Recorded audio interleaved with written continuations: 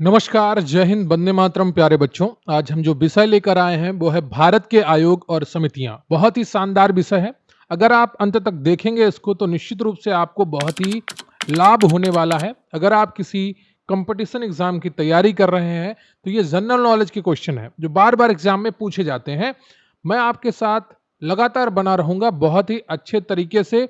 50 important MCQ और उनका पूरा डिटेल हर आयोग का आपको आज मिलने वाला है। ये मेरी गारंटी है कि इसके अलावा आपको और कोई वीडियो भारत के आयोग और समितियों के लिए नहीं देखना होगा। तो विश्वास बनाकर अंत तक वीडियो में बने रहिएगा क्योंकि बहुत ही महत्वपूर्ण वीडियो है ये।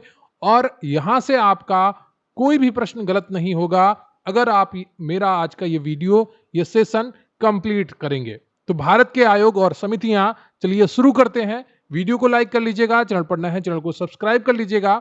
मेरा नाम है अभिषेक प्रताप सिंह। तो सबसे पहले हम बात करेंगे प्रमुख आयोग और संवैधानिक निकाय की।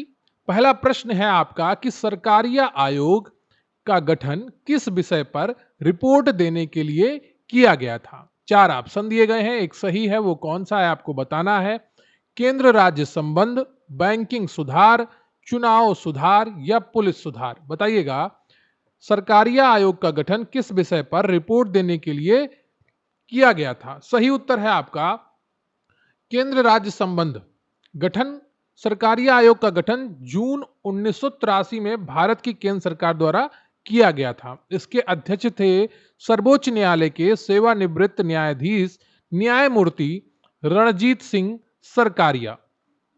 उद्देश्य है इसका, मुख्य उद्देश्य केंद्र और राज्यों के बीच शक्ति संतुलन और संबंधों की जांच करना। रिपोर्ट आयोग ने अपनी अंतिम रिपोर्ट 1988 में प्रस्तुत की जिसमें 247 सिफारिशें की गई थीं।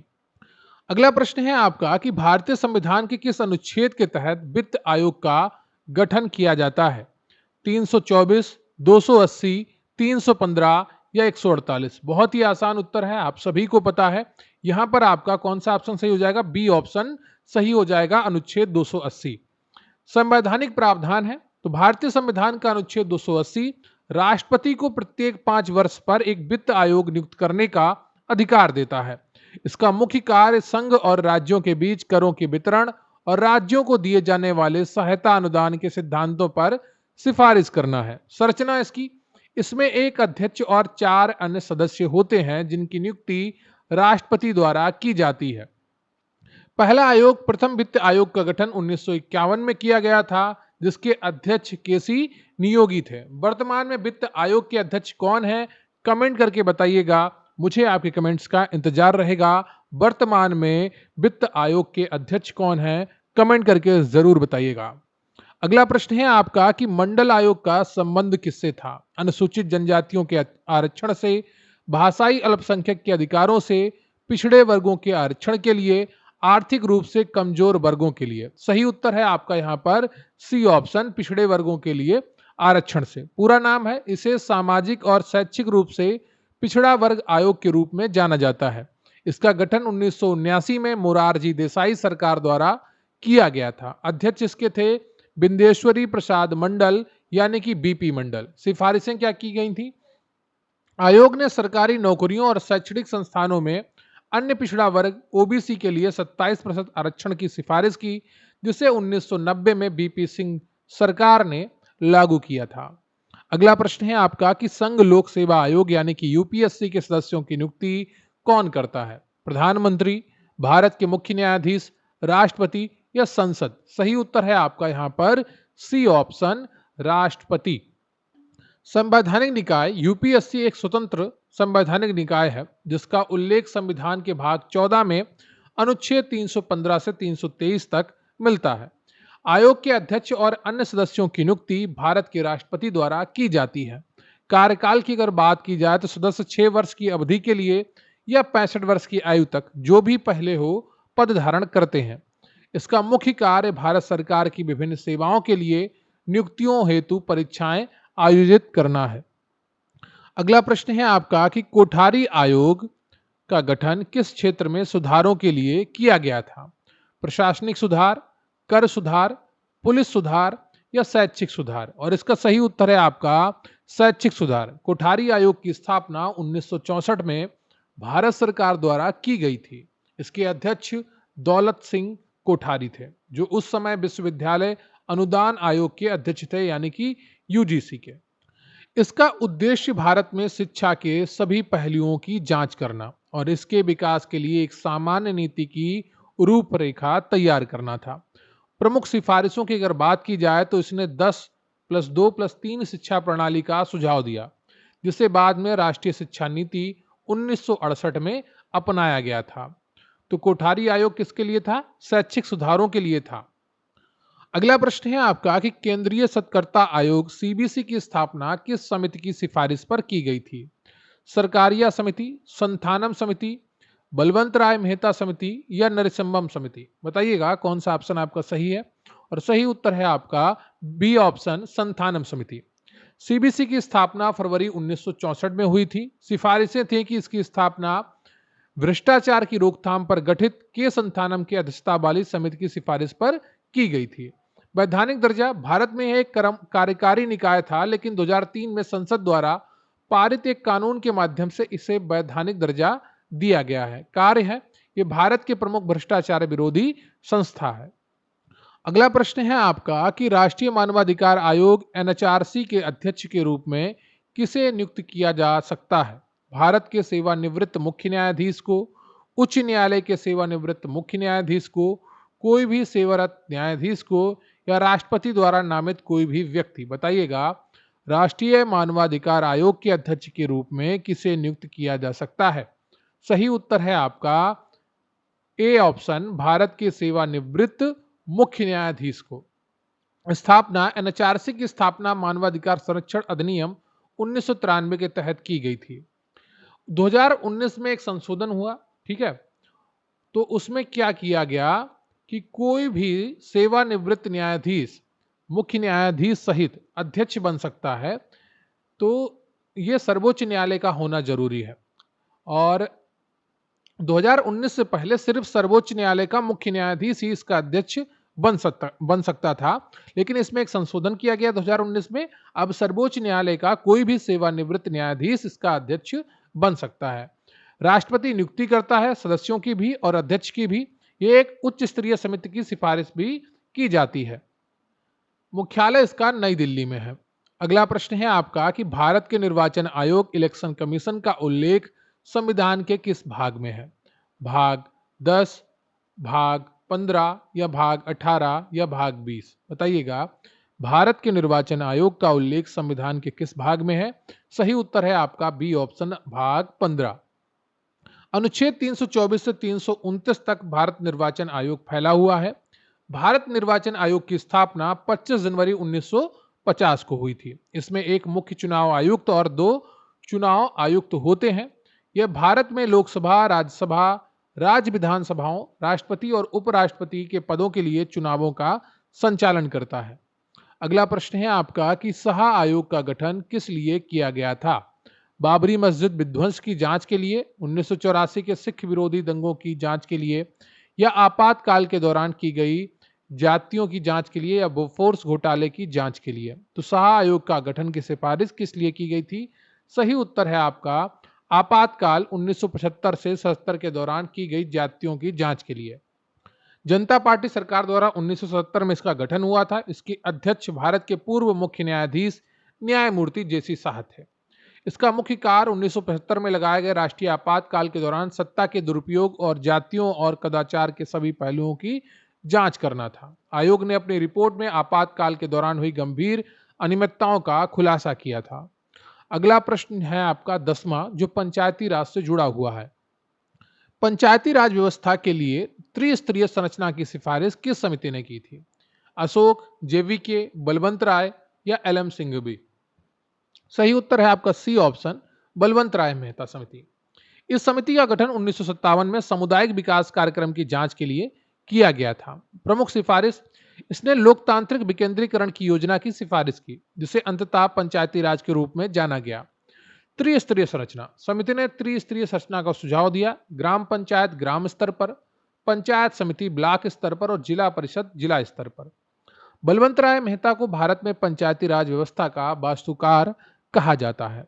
अगला प्रश्न है आपका कि अशोक मेहता समिति 1970 ने पंचायती राज के लिए किस मॉडल का सुझाव दिया? तो इन्होंने जो सुझाव दिया था जिस मॉडल का, वो था द्विस्तरीय। बी ऑप्शन आपका सही हो जाएगा। तो जनता पार्टी सरकार ने दिसंबर 1970 में अशोक मेहता की अध्यक्षता में इस समिति का गठन किया। समिति ने त्रिस्तरीय प्रणाली को द्विस्तरीय प्रणाली में बदलने की सिफारिश की। 2 स्तर थे इसमें। मंडल पंचायत, 15,000 से 20,000 की आबादी वाले गांवों का समूह और शीर्ष पर जिला परिषद शामिल थे। परिणाम, सरकार के पतन के कारण समिति की सिफारिशों पर केंद्रीय स्तर पर कोई कार्रवाई नहीं की जा सकी। अगला प्रश्न है आपका, किस समिति ने पंचायती राज संस्थाओं को संवैधानिक दर्जा देने की सिफारिश की? हनुमंत राव समिति, एल.एम. सिंघवी समिति, दांतवाला समिति या अशोक मेहता समिति? सही उत्तर है आपका यहाँ पर एल.एम. सिंघवी समिति। इसका गठन होता है 1986 में राजीव गांधी सरकार के द्वारा। उद्देश्य होता है लोकतंत्र और विकास के लिए पंचायती राज संस्थाओं के पुनरुद्धार के लिए अवधारणा पत्र तैयार करना। ऐतिहासिक सिफारिश, यह पहली समिति थी जिसने पंचायती राज संस्थाओं को संवैधानिक रूप से मान्यता देने और उनके संरक्षण की सिफारिश की। अन्य सुझाव, इसने गांवों के समूहों के लिए न्याय पंचायतों की स्थापना का भी सुझाव दिया।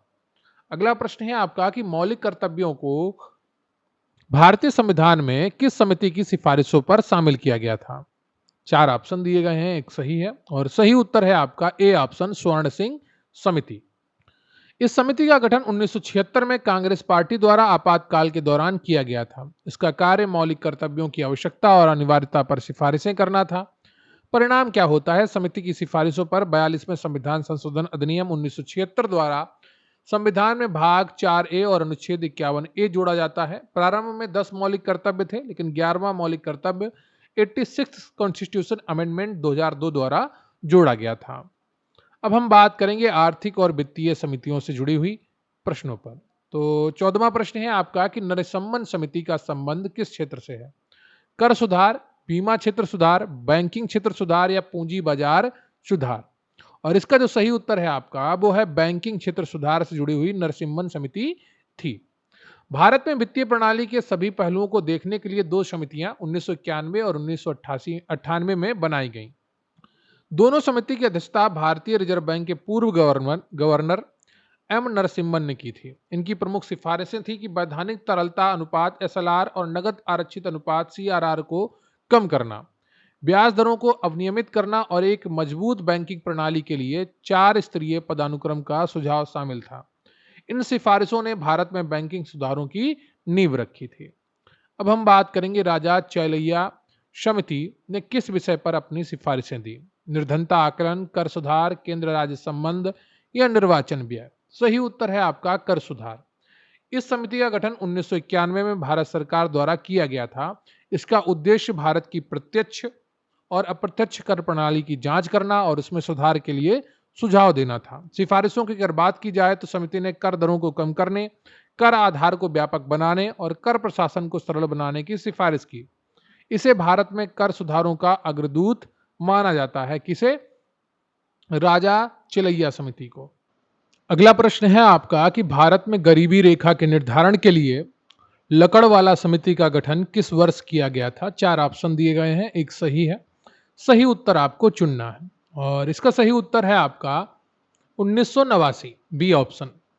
योजना आयोग ने 1989 में प्रोफेसर DT लकड़वाला की अध्यक्षता में इस विशेषज्ञ समूह का गठन किया था। समिति ने अपनी रिपोर्ट 1993 में प्रस्तुत की थी। समिति ने सिफारिश की कि प्रत्येक राज्य के लिए अलग अलग गरीबी रेखा होनी चाहिए जो राज्य विशिष्ट मूल्य स्तरों पर आधारित हो। इसने कैलोरी की खपत को आधार बनाया, जिसमें ग्रामीण क्षेत्रों के लिए 2400 कैलोरी और शहरी क्षेत्रों के लिए 2100 कैलोरी प्रति व्यक्ति प्रतिदिन निर्धारित की गई। अगला प्रश्न है आपका कि सुरेश तेंदुलकर समिति ने गरीबी का आकलन किस आधार पर करने की सिफारिश की थी? केवल कैलोरी खपत, केवल मासिक आय, शिक्षा, स्वास्थ्य और उपभोग व्यय या रोजगार की स्थिति? सही उत्तर है आपका शिक्षा, स्वास्थ्य और उपभोग व्यय पर। योजना आयोग ने 2005 में इस विशेषज्ञ समूह का गठन किया। गरीबी के आकलन की पद्धति की समीक्षा करना इसका उद्देश्य था।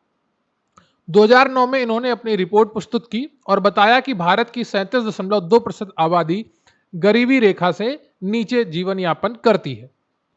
अगला प्रश्न है आपका कि सी रंगराजन समिति का गठन किस मुख्य उद्देश्य के लिए किया गया था? सार्वजनिक क्षेत्र के उद्यमों में विनिवेश, मौद्रिक नीति की समीक्षा या गरीबी मापन पद्धति की समीक्षा या राजकोषीय घाटे का प्रबंधन।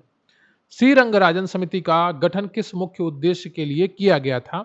और सही उत्तर है आपका गरीबी मापन पद्धति की समीक्षा। इस समिति का गठन 2012 में योजना आयोग द्वारा किया गया था। तेंदुलकर समिति द्वारा अपनाई गई गरीबी आकलन पद्धति की समीक्षा करना। सिफारिश क्या थी? रंगराजन समिति ने गरीबी रेखा के लिए उच्च स्तर निर्धारित किए। इसके अनुसार ग्रामीण क्षेत्रों में 32 और शहरी क्षेत्रों में 47 प्रतिदिन से कम खर्च करने वाला व्यक्ति गरीब है। समिति के अनुसार 2011-12 में भारत में गरीबी 29.5% थी। अब हम बात करेंगे अगले प्रश्न की। लिब्राहन आयोग किस घटना की जांच के लिए गठित किया गया था? मुंबई आतंकवादी हमला 26/11, कारगिल युद्ध, बाबरी मस्जिद विध्वंस या सिख विरोधी दंगे। सही उत्तर है आपका बाबरी मस्जिद विध्वंस। बाबरी मस्जिद विध्वंस के 10 दिन बाद 16 दिसंबर 1992 को इसका गठन किया गया था। इसके अध्यक्ष पंजाब और हरियाणा उच्च न्यायालय के सेवानिवृत्त न्यायाधीश एम.एस. लिब्राहन थे।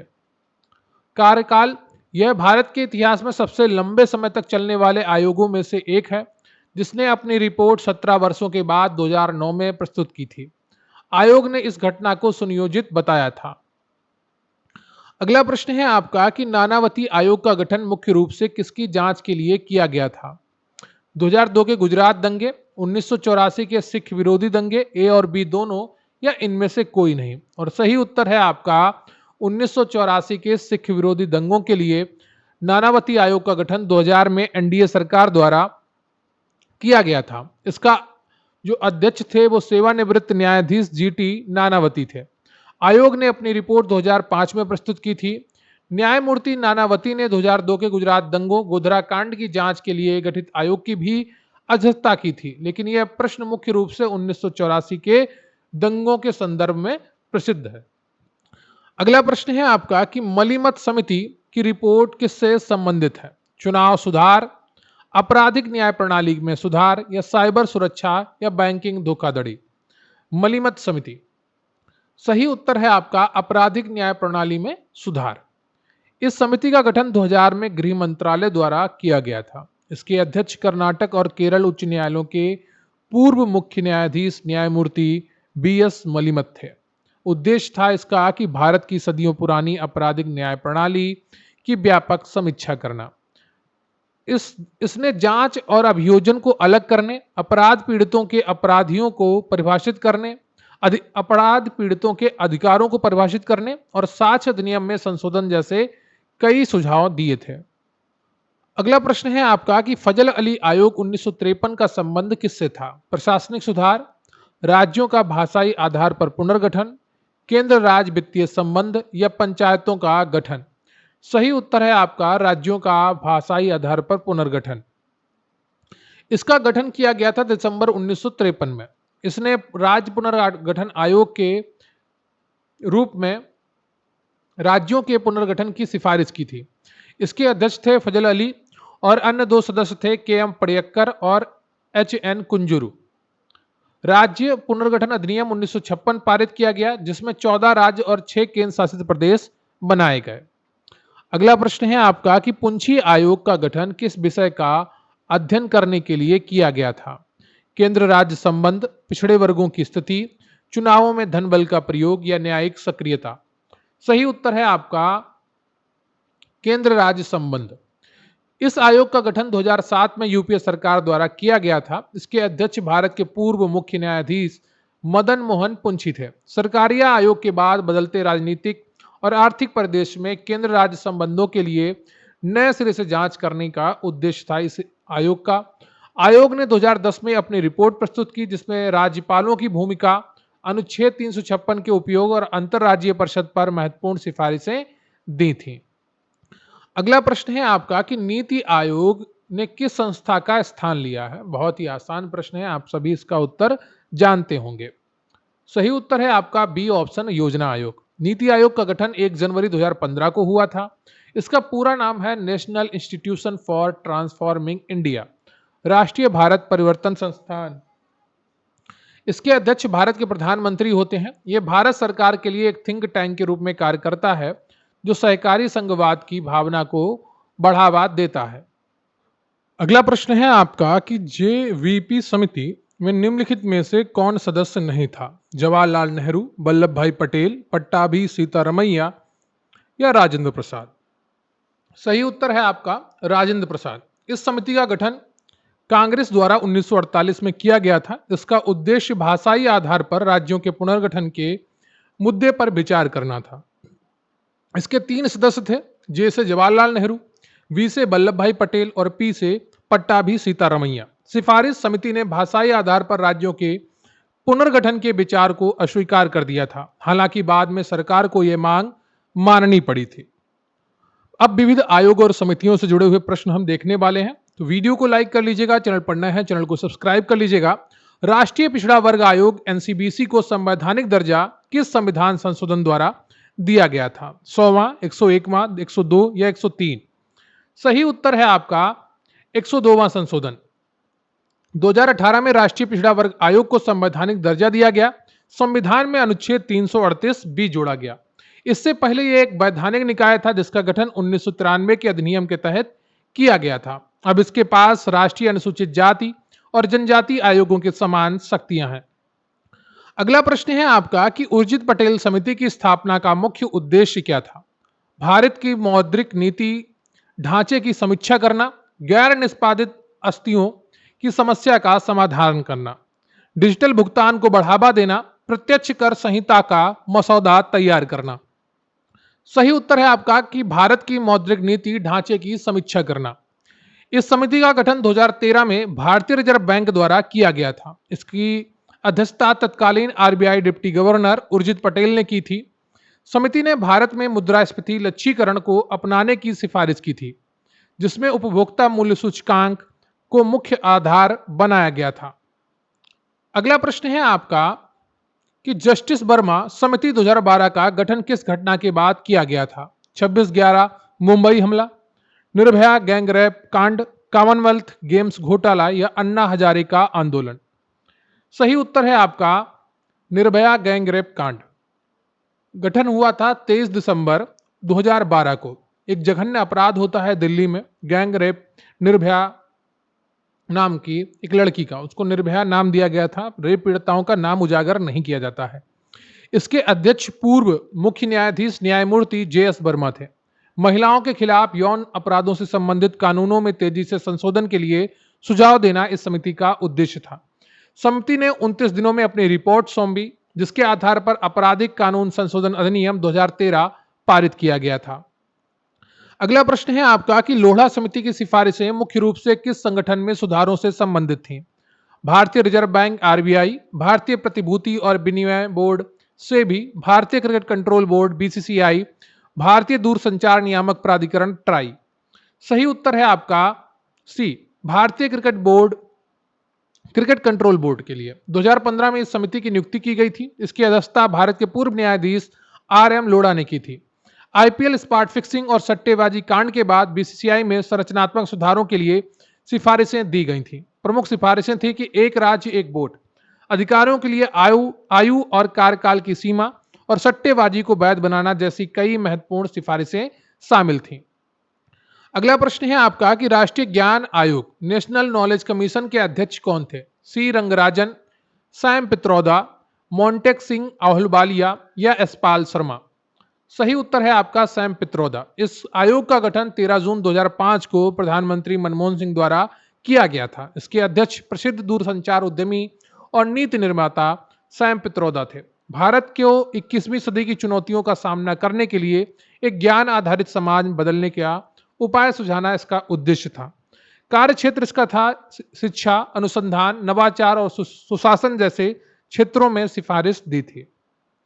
अगली जो महत्वपूर्ण समिति है वो है विवेक देवराय समिति, किसमें व्यापक सुधारों की सिफारिश की थी? नागरिक उड्डयन, भारतीय रेलवे, कोयला क्षेत्र या दूरसंचार क्षेत्र? सही उत्तर है आपका भारतीय रेलवे। इस समिति का गठन 2014 में रेल मंत्रालय द्वारा किया गया था और रेल बजट को आम बजट में मिला दिया गया इस समिति की सिफारिश पर। अगला प्रश्न है आपका कि एन बोहरा समिति का गठन किस उद्देश्य से किया गया था? पुलिस सुधारों की जांच के लिए, चुनावी कदाचार की जांच के लिए, या अपराधियों और राजनेताओं के बीच सांठगांठ की जांच के लिए, न्यायिक नियुक्तियों की प्रक्रिया की समीक्षा के लिए। सही उत्तर है आपका अपराधियों और राजनेताओं के बीच सांठगांठ की जांच के लिए इसका गठन किया गया था। इस समिति का गठन 1993 में गृह मंत्रालय द्वारा किया गया था। अध्यक्ष तत्कालीन गृह सचिव एन बोहरा थे। 1993 के बम ब्लास्ट के बाद महसूस किया गया कि अपराध सिंडिकेट को राजनेताओं और सरकारी अधिकारियों का संरक्षण प्राप्त है। तो समिति की रिपोर्ट ने राजनीति के अपराधीकरण और देश की सुरक्षा पर इसके गंभीर प्रभावों पर प्रकाश डाला था।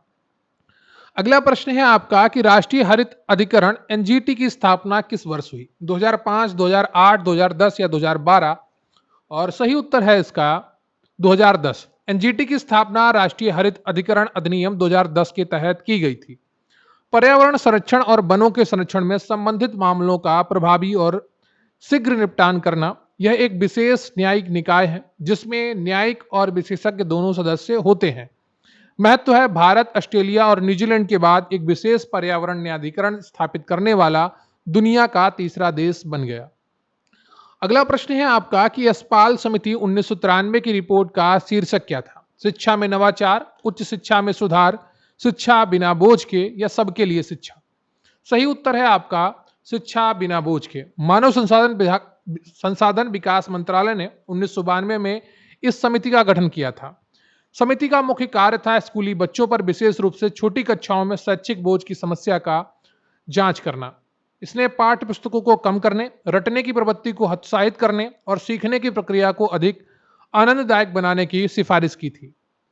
अगला प्रश्न है आपका कि तारकुंडे समिति 1974 का गठन किस प्रमुख विषय पर सुझाव देने के लिए किया गया था? चुनाव सुधार, कर सुधार, बैंकिंग सुधार या पुलिस सुधार? और सही उत्तर है आपका चुनाव सुधार। इस समिति की नियुक्ति जयप्रकाश नारायण द्वारा सिटीजन्स फॉर डेमोक्रेसी की ओर से की गई थी। इसकी अध्यक्षता न्यायमूर्ति बीएम तारकुंडे ने की थी। भारत में चुनाव प्रणाली की व्यापक समीक्षा करना, सुधारों की सिफारिश करना इसका उद्देश्य था। मतदान की आयु 21 वर्ष से घटाकर 18 वर्ष करना, चुनाव आयोग को एक बहुसदस्यीय निकाय बनाना और चुनाव खर्च के लिए सरकारी वित्त पोषण का सुझाव देना। अगला प्रश्न है आपका कि भारत में लोकपाल और लोकायुक्त की स्थापना का सुझाव सबसे पहले किसने दिया था? विधि आयोग ने, प्रथम प्रशासनिक सुधार आयोग एआरसी ने, सरकारिया आयोग ने, या संथानम समिति ने? सही उत्तर है आपका प्रथम प्रशासनिक सुधार आयोग एआरसी ने। पृष्ठभूमि बनती है लोकपाल की अवधारणा स्कैंडिनेवियाई देशों से ली गई है। 1966 में मोरारजी देसाई की अध्यक्षता वाले प्रथम प्रशासनिक सुधार आयोग ने नागरिकों की शिकायतों के निवारण के लिए केंद्र में लोकपाल और राज्यों में लोकायुक्त नामक दो विशेष प्राधिकरणों की स्थापना की सिफारिश की थी। कई दशकों बाद लोकपाल और लोकायुक्त अधिनियम 2013 पारित किया गया। भारत के प्रथम लोकपाल जो बने थे वो न्यायमूर्ति पिनाकी चंद्र घोष थे। अगला प्रश्न है आपका कि बी राव शिवरामन समिति की सिफारिशों के परिणाम स्वरूप किस संस्था की स्थापना हुई थी? वी शिवरामन समिति। तो राष्ट्रीय कृषि और ग्रामीण विकास बैंक नाबार्ड की स्थापना हुई थी। समिति का गठन 1979 में होता है और उद्देश्य था कृषि और ग्रामीण विकास के लिए संस्थागत ऋण की व्यवस्था की समीक्षा करना। इसकी सिफारिश पर 12 जुलाई 1982 को संसद ने एक अधिनियम द्वारा नाबार्ड की स्थापना की थी। अगला प्रश्न है आपका कि द्वितीय प्रशासनिक सुधार आयोग के अध्यक्ष कौन थे? 4 ऑप्शन दिए गए हैं, एक सही है, बताइएगा कौन सा है। और सही उत्तर है आपका बीरप्पा मोइली। इस आयोग का गठन 31 अगस्त 2005 को किया गया। इसके अध्यक्ष बीरप्पा मोइली थे। उद्देश्य था भारत के सार्वजनिक प्रशासन प्रणाली को नया रूप देने के लिए एक विस्तृत खाका तैयार करना। आयोग ने 15 विस्तृत रिपोर्ट प्रस्तुत की जिनमें सूचना का अधिकार, मानव पूंजी, संकट प्रबंधन, शासन में नैतिकता जैसे विषयों को शामिल किया गया था। अगला प्रश्न है आपका कि भगवती समिति ने किस विषय पर अपनी रिपोर्ट प्रस्तुत की थी? बेरोजगारी, लघु उद्योग, शेयर बाजार घोटाला, जनसंख्या नीति? सही उत्तर है आपका बेरोजगारी। इस समिति का गठन 1973 में किया गया था। इसके अध्यक्ष न्यायमूर्ति पीएन भगवती थे। भारत में बेरोजगारी की प्रकृति और सीमा का अध्ययन करना और इसके समाधान के लिए उपाय सुझाना इसका लक्ष्य था। अगला प्रश्न है आपका कि जानकी रमन समिति का गठन किसकी जांच के लिए किया गया था? सही उत्तर है आपका प्रतिभूति घोटाला यानी कि शेयर बाजार घोटाला। भारतीय रिजर्व बैंक ने 1992 में इस समिति का गठन किया था। इसके अध्यक्ष आरबीआई के deputy governor R Janaki Raman थे। 1992 के हर्षद मेहता कांड की जांच करना, जिसमें बैंकों और वित्तीय संस्थानों की भूमिका की पड़ताल शामिल थी। समिति की रिपोर्ट ने वित्तीय प्रणाली में कई खामियों को उजागर किया, जिससे बाद में सीबी की ओर अधिक शक्तियां दी गईं। तो जो सेबी थी उसको और अधिक शक्तियां दी गईं इस रिपोर्ट के आधार पर। अगला प्रश्न है आपका कि राष्ट्रीय अनुसूचित जाति आयोग एक संवैधानिक निकाय है, वैधानिक निकाय है, कार्यकारी निकाय है या गैर सरकारी संगठन है? सही उत्तर है आपका यह एक संवैधानिक निकाय है। यह अनुच्छेद 338 में वर्णित है। 92वें संविधान संशोधन अधिनियम 2003 द्वारा राष्ट्रीय अनुसूचित जाति और जनजाति आयोग को दो अलग अलग निकायों में विभाजित किया गया। राष्ट्रीय अनुसूचित जाति आयोग अनुच्छेद 338 और राष्ट्रीय अनुसूचित जनजाति आयोग अनुच्छेद 338 है। इसे किसी भी मामले की जांच करते समय एक सिविल कोर्ट की शक्तियां प्राप्त हैं। अगला प्रश्न है आपका कि महालनोबिस समिति 1960 का गठन किस उद्देश्य के लिए किया गया था?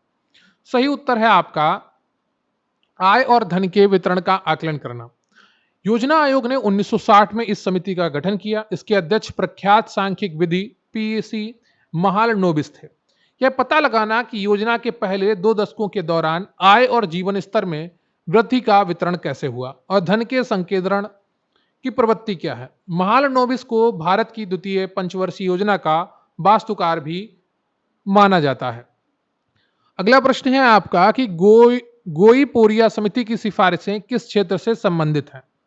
कर सुधार, बीमा सुधार, बैंकों में ग्राहक सेवा में सुधार या पूंजी बाजार सुधार? सही उत्तर है आपका बैंकों में ग्राहक सेवा सुधार। ठीक है, तो जो गोई-पोरिया समिति थी ये बैंकों में ग्राहक सेवा में सुधार के लिए गठित की गई थी। भारतीय रिजर्व बैंक ने 1990 में इस समिति का गठन किया था। इसके 2 अध्यक्ष बने थे, वो थे एमएन गोई-पोरिया। ग्राहक सेवा की गुणवत्ता की जांच करना इसका उद्देश्य था। समिति ने बैंक के कर्मचारियों के व्यवहार, लेन देन के समय और शिकायत निवारण तंत्र में सुधार के लिए कई सिफारिशें की थी। अगला प्रश्न है आपका कि भारत के नियंत्रक और महालेखा परीक्षक कैग की नियुक्ति कौन करता है? प्रधानमंत्री, संसद, भारत के मुख्य न्यायाधीश या राष्ट्रपति? सही उत्तर है आपका राष्ट्रपति। अनुच्छेद 148 के तहत इनकी नियुक्ति की जाती है। 149 में इनकी कार्य और शक्तियां वर्णित है। इनका कार्यकाल 6 वर्ष या 65 वर्ष की आयु जो भी पूर्व हो वो निर्धारित है। भूमिका कैग भारतीय लेखा परीक्षा और लेखा विभाग का प्रमुख है और सार्वजनिक पक्ष का संरक्षक होता है। अगला प्रश्न है आपका कि एके माथुर आयोग का गठन किस उद्देश्य से किया गया था? सही उत्तर है आपका 7वें वेतन आयोग की सिफारिशें देने के लिए। आयोग की सिफारिशें 1 जनवरी 2016 को लागू की गई थी। अगला प्रश्न है आपका कि काका कालेलकर आयोग 1953 को किस रूप में भी जाना जाता है? सही उत्तर है आपका प्रथम पिछड़ा वर्ग आयोग। इस आयोग का गठन 29 जनवरी 1953 को राष्ट्रपति के एक आदेश द्वारा किया गया था। इसके अध्यक्ष काका कालेलकर थे। संविधान के अनुच्छेद 340 के तहत सामाजिक और शैक्षणिक रूप से पिछड़े वर्गों की स्थितियों की जांच करना इसका उद्देश्य था। आयोग ने 1955 में अपनी रिपोर्ट प्रस्तुत की, लेकिन इसकी सिफारिशों का सरकार द्वारा स्वीकार नहीं किया गया। अगला प्रश्न है आपका कि दिनेश गोस्वामी समिति 1990 ने किस क्षेत्र में सुधारों की सिफारिशें की थी? बैंकिंग क्षेत्र, चुनाव सुधार या न्यायिक सुधार या केंद्र राज्य संबंध? सही उत्तर है आपका चुनाव सुधार। इस समिति का गठन 1990 में वीपी सिंह सरकार द्वारा किया गया था। इसके अध्यक्ष तत्कालीन कानून और न्याय मंत्री दिनेश गोस्वामी थे। ईवीएम के उपयोग, मतदाता पहचान पत्र जारी करने और उम्मीदवारों के चुनाव खर्च पर सीमा लगाने की सिफारिशें की गई थी। सिफारिशों को बाद में कई वर्षों में लागू किया गया था। अगली प्रश्न है आपका कि बीएन श्रीकृष्ण समिति 2017 का संबंध मुख्य रूप से किस मुद्दे से था?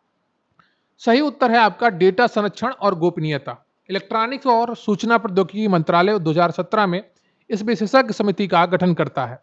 इसकी अध्यक्षता न्यायमूर्ति बीएन श्रीकृष्ण ने की। उद्देश्य था डेटा संरक्षण ढांचे का अध्ययन करना और मसौदा कानून तैयार करना।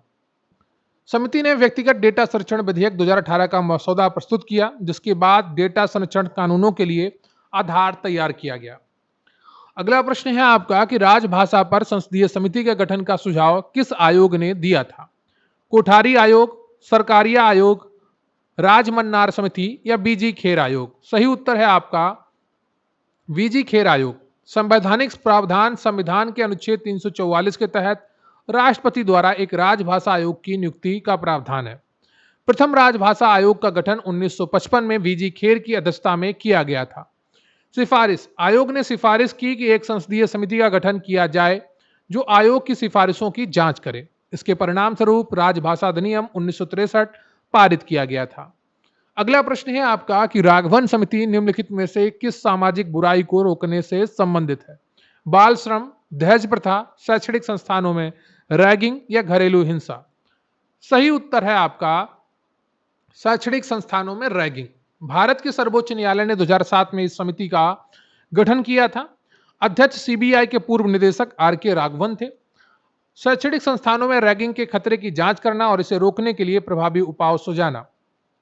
समिति की सिफारिशों के आधार पर यूजीसी और अन्य निकायों ने रैगिंग को रोकने के लिए सख्त नियम बनाए थे। तो ये रहे आपके 50 प्रश्न जो आपके समिति और आयोग से जुड़े हुए थे। उम्मीद करता हूं आपको वीडियो पसंद आया होगा। वीडियो को लाइक कर लीजिए, चैनल को सब्सक्राइब कर लीजिए, अपने दोस्तों के साथ भी इस वीडियो को शेयर करिएगा।